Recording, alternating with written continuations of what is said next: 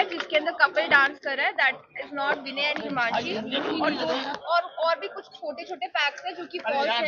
Please पहले आप fact की छानबीन कीजिए, घर वालों से पूछिए, उसके बाद ही कुछ ऐसे दिखाइए, कुछ फॉल्स इंफॉर्मेशन मत दीजिए इंटरनेट। चलो वहाँ विनय के साथ आप जिस तरीके से किस तरीके से मोटिवेट करते थे एक दूसरे को, आप लोग हम उम्र ही हैं उनके। यस यस यस प्लीज, अभी I am not in the state of mind कि मैं अभी कुछ कह पाऊंगी। Okay, he was my everything and he will always be my everything.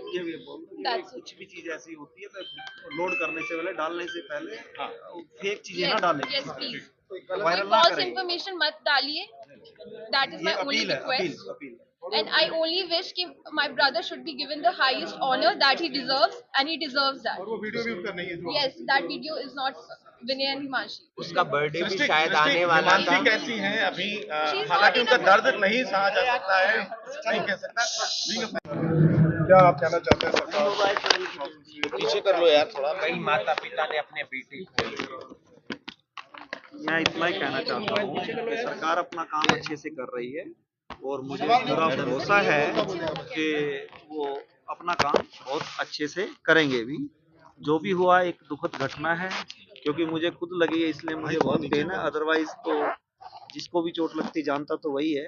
बाकी मेरे साथ पूरा देश खड़ा है और दैट्स इट। विनय के बारे में सर कुछ बताना चाहें? विनय बहुत ही होनहार, केयरिंग और ऐसा बच्चा रेयर ऑफ रेयरेस्ट ही पैदा होता है। मैं तो इतना ही कहूँगा इसके बारे में। सर ये भी खबर आई थी कि वो आतंकियों से वो लड़े और उन्होंने उनको बताया गया वो कमांडो भी थे, और जिस तरह निहत्थे पर अटैक किया गया, इसको लेकर क्या कहेंगे? आतंकियों को क्या निर्देश है भारत की तरफ से? एक बहादुर की मतलब मैं की तरह एक शहीद हुआ है वो जी।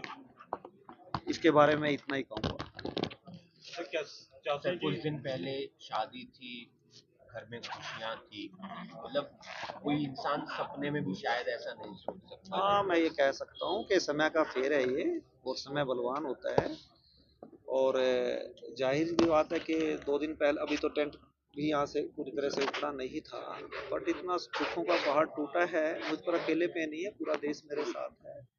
और ठीक है, अनरिपेयरेबल, अनबियरेबल एंड अनटॉलरेबल है मेरे लिए और मेरी फैमिली के लिए, बट भगवान ही संभल देगा इसके लिए।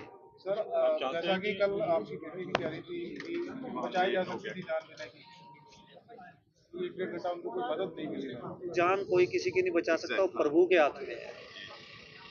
आपकी बेटी हिमांशी भी है और कैसे उसे एक सांत्वना दे रही हैं, प्रयास कर रही हैं, क्योंकि वो भी उसने भी ऐसा मंजर देखा है जो कभी नहीं भुला जा सकता। देखो, उसकी विटनेस मेरी बेटी पुत्रवधू रही है।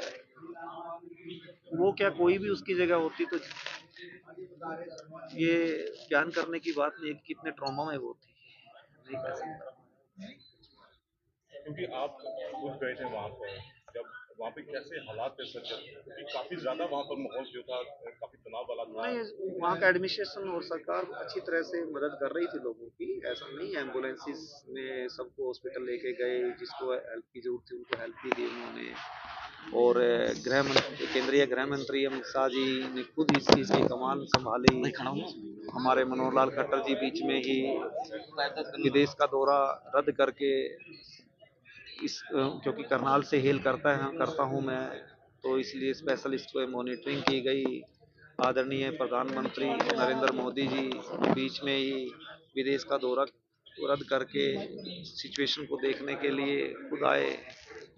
विदेश मंत्री जयशंकर प्रसाद जी ने भी ठीक उसी तरह यही स्टेप लिया। कितनी इंपॉर्टेंट मीटिंग्स होती है, बड़ी मुश्किल से सेटिंग होती है, क्योंकि बीइंग गवर्नमेंट ऑफिसर मैं कह सकता हूँ कि दूसरे देश में जाना कोई आसान नहीं होता कि वहाँ पर हमने क्या करना। हमारे देश की पॉलिसीज होती हैं, ट्रीटीज होती हैं, डिफरेंट टाइप की होती हैं, उनको बीच में छोड़ना, क्योंकि इतना बड़ा हादसा हुआ है देश में। तो सब विनय के नेवी के सफर के बारे में कुछ बता सकते हैं सर? मतलब he was a dashing officer, he was a मतलब outstanding and brilliant student throughout his studies, and you can go in the Saint Kabir public school till today because he stood first and second। उसका photograph आपको आज भी वहाँ देखने को मिलेगा। तो आउटस्टैंडिंग रहा है अपने टीचर्स का। उनका यही सपना था। सपना तो कह सकते हो, क्योंकि जब उसने इंजीनियरिंग किया तो इंजीनियरिंग कोई भी बच्चा करता है या पेरेंट्स कराता है तो वो यही सोचता है कि भाई इंजीनियर ही बने।